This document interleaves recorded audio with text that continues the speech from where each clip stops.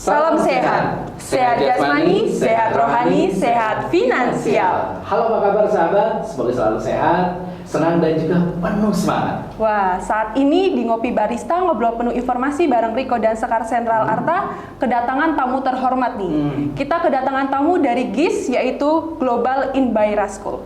Ini sekolah yang luar biasa, Sekar, dan mungkin agak berbeda ya di Ngopi Barista kali ini. Biasanya kita bicara, Sekar dan Riko itu bicara tentang keuangan, lembaga keuangan, tapi ini agak berbeda tentang sekolah.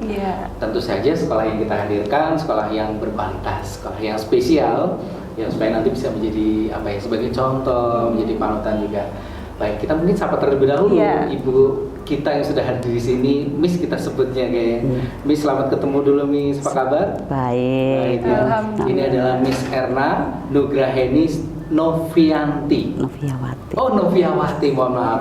Miss Erna Nugraheni Noviawati, SPD MPD. Beliau ini adalah kepala sekolah dari Primary Global Inbaira School atau kepala sekolah SD dari GIS ya, Bu. SD GIS. Baik, Miss, ternyata saya masih belum terbiasa dipanggilnya. Miss Erna ya. Baik, Mas Riko. Terima kasih sudah meluangkan waktu Miss Erna untuk hadir ngobrol di Ngopi Barista kali ini. Mungkin langsung saja ya, karena kita bertanya kepada beliau bahwa memang tidak bisa dipungkiri dunia pendidikan ini adalah salah satu pintu ya dalam membentuk karakter anak, kepribadian anak, dan juga mencetak kader-kader penerus bangsa ya, Miss ya. Global Inbaira School di Tegal sudah banyak yang mengetahui, tapi barangkali ini ada beberapa pemirsa dari Ngopi Barista bersama Riko dan Sekar ini ada yang belum mengetahui, Miss. Mungkin bisa diceritakan tentang GIS, kapan berdiri, kemudian juga perkembangannya sampai dengan saat ini. Betul. Jadi awal GIS berdiri itu tahun 2012, itu angkatan pertama 2012. Di awal kita belum mempunyai gedung sendiri sehingga masih menggunakan gedung Shining Star di Jalan Setiabudi. Kebetulan pemilik yayasan kita itu masih sama, jadi kita di sana. Baru di tahun 2013 kita pindah ke gedung baru yang sampai sekarang kita pergunakan untuk aktivitas pembelajaran, yaitu di Jalan Kompol Suprapto nomor 8. Di awal itu pada mulanya merupakan cetusan ide dari beberapa pengusaha muda di Kota Tegal ya, Mas Riko, Mbak Sekar. Mereka ingin mendirikan sebuah sekolah yang menurut mereka memiliki kualitas yang lebih dibanding sekolah yang sudah ada sebelumnya, sehingga harapannya anak-anak di Kota Tegal itu tidak perlu bersekolah atau mencari sekolah keluar kota ataupun keluar negeri seperti yang mereka lakukan selama ini, seperti itu. Harapannya sih seperti itu. Oh gitu ya. Berarti ini sudah kurang lebih 10 tahun berdiri. Iya, betul. Ini kalau boleh tahu, Miss, untuk di GIS ini selain SD ya, di primary, ada jenjang pendidikan apa lagi yang ada di komplek? Itu satu komplek ya? Iya, satu komplek. Jadi kita satu komplek itu ada TK GIS, kemudian SD GIS dan SMP GIS atau sekundari GIS gitu. Terus mungkin di tahun ke depan kita akan mendirikan SMA GIS High School ya. Jadi ini masih dalam proses perizinan. Seperti itu. Ya, untuk pendidikan dasar sudah selesai, 9 tahun sudah selesai. Tinggal kita meneruskan untuk universitas. Amin. Lalu selanjutnya nih, Miss, bagaimana status GIS di Kementerian Pendidikan, Kebudayaan, Penelitian dan Teknologi? Jadi GIS itu merupakan sekolah SPK, Satuan Pendidikan Kerjasama. Jadi salah satu sekolah yang bekerja sama dengan LPA atau Lembaga Pendidikan Asing. Dalam hal ini GIS bekerja sama dengan Cambridge University. Kita menggunakan 2 kurikulum, yaitu kurikulum Cambridge dan kurikulum nasional. Sedangkan untuk koordinasi, untuk semua sekolah SPK itu langsung berada di bawah Kementerian Kemendikbud, Pusat Jakarta, seperti itu. Berarti statusnya adalah SPK, sekolah SPK, Satuan Pendidikan Kerjasama. Jadi kalau dulu mungkin orang-orang mengenal dengan sekolah internasional, tetapi sekolah internasional sekarang namanya sudah diubah menjadi Satuan Pendidikan Kerjasama. Seperti itu, ya. Regulasinya berubah. Berubah regulasi, namanya, betul. Tapi pada dasarnya hampir sama. Ya? Pada dasarnya hampir sama, international school juga. Betul. Apa sih yang membedakan antara international school ini dengan national school? Betul. Kalau international school kita menggunakan kurikulum kerjasama dengan pihak luar, sehingga menggunakan kurikulum selain kurikulum nasional ada kurikulum asing yang kita gunakan adalah kurikulum Cambridge. Kalau nasional kurikulum itu adalah sekolah swasta yang basicnya hanya menggunakan kurikulum nasional seperti itu. Dan konsekuensi dari penggunaan kurikulum asing adalah kita menggunakan bahasa pengantar untuk pembelajaran menggunakan bahasa Inggris. Iya, tapi untuk kurikulum Cambridge-nya. Kalau untuk kurikulum nasionalnya kita menggunakan bahasa Indonesia. Berarti untuk pembelajaran ada dua kurikulum, ada dua bahasa. Oh, bahasa. Ya, ada dua bahasa. Kurikulum nasional juga tetap diberikan. Tetap diberikan karena untuk SPK tetap wajib menerapkan kurikulum nasional menggunakan bahasa Indonesia. Sekarang berarti kurikulum 13 ya? Kita ada dua kurikulum nasional, kurikulum 13 dan kurikulum Merdeka Belajar. Ya, yang terbaru ya, karena semua kan harus menerapkan itu. Tapi kan memang untuk penerapannya bertahap, Mas. Nggak bisa dari kelas 1 sampai kelas 6 seperti itu, tidak bisa. Memang dari arahan pemerintah memang kita bertahap, yang sekarang kelas 1 dan kelas 4 seperti ya, itu. Untuk kurikulum merdekanya. Kurikulum merdeka. Betul. Yang ini. Itu berarti proses belajarnya juga berbeda, jamnya berbeda, kemudian muatan di dalam kurikulumnya juga berbeda. Yang pasti dengan sekolah lain juga berbeda seperti itu. Selain untuk frekuensi penggunaan bahasa Inggris yang lebih tinggi, kita juga mengajarkan untuk bahasa asing lainnya, yaitu bahasa Mandarin. Karena bahasa Mandarin merupakan salah satu bahasa internasional yang digunakan oleh berbagai negara seperti itu. Ini jadi lengkap sekali. Iya.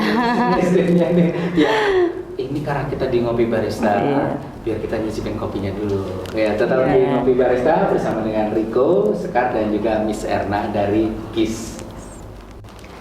Baik, kembali lagi di Ngopi Barista bersama Riko dan Sekar, tentunya dengan Miss Erna. Baik Miss, tadi kan sudah dijelaskan tentang kurikulum. Lalu apa sih keunggulan GIS sehingga menjadi pertimbangan para orang tua untuk menyekolahkan anak-anaknya di GIS? Oke, terima kasih Mbak Sekar. Jadi keunggulan GIS itu apa? Yang utama adalah kita memang punya visi untuk menciptakan generasi muda yang siap menghadapi era globalisasi, di mana era globalisasi itu yang dituntut adalah pertama kemampuan berbahasa untuk berkomunikasi dengan berbagai negara, kemudian yang kedua adalah punya skill atau punya keterampilan yang cukup menunjang. Lah, kalau dari bahasa jelas, karena kita menggunakan kurikulum asing, berarti kita juga harus dapat menerapkannya seperti itu dengan bahasa tersebut. Kemudian untuk masalah keterampilan, kita di SD itu juga sudah diajarkan berbagai kegiatan yang meliputi hobi anak-anak. Jadi misalkan anak-anak yang suka futsal, kita ada klub futsal. Anak-anak yang suka kreatif konten, bikin konten YouTube atau konten-konten yang lain, ada. Kita juga sudah beberapa anak-anak yang mereka rata-rata punya sendiri, punya YouTube channel sendiri. Kemudian bagi yang suka science club, yang berbau-bau sains, ada science club, ada kesenian, vokal, band, dan lain-lainnya. Jadi apapun hobi dari anak-anak kita berusaha untuk dapat memfasilitasi sehingga dapat berkembang dengan baik. Kemudian yang selanjutnya adalah pendidikan karakter. Kita ingin tidak hanya menghasilkan anak dengan tingkat akademik yang bagus, tetapi kita juga ingin menghasilkan anak dengan karakter yang baik pula.